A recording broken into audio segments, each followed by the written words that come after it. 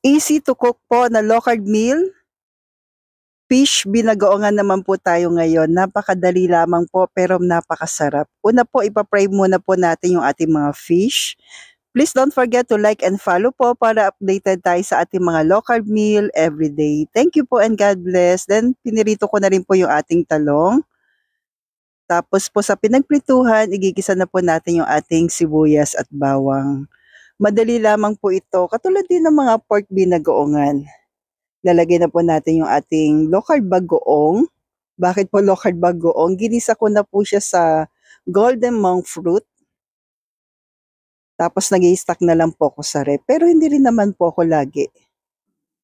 Yan. Tapos nilagyan na po natin ng konti lamang po ng pangalawang gata ng ng nyog. Then konting golden monk fruit para mag-balance lang po yung alat at tamis. Then nilagay ko na po yung unang gata ng nyog. Yan. Tapos pakukuluan lang po natin. So, hindi na po tayo maglalagay ng asin kasi okay na po yung bagoong. Pakuluan lang po natin ng mga ilang minuto bago natin lagay po yung ating fish. O di ba po, mabilis lang. Kasi nga po na fry na po natin yung ating isda. So, bakit ko po ba pinray yung ating isda? Para po mas matanggal po yung lansa at mas okay po siya sa binagoong i-partner. Yung medyo na fry na po. Pero nasa sa inyo po kung direct na po, iba lang talaga pag naprito muna po yung fish. So kung umabot ka po sa part na ito po, okay lang po bang malaman kung tiga saan po kayo po? Para alam ko lang po kung saan naabot yung aking video. After natin mailagay po yung fish, nilagay na po natin yung ating talong na pinirito po kanina.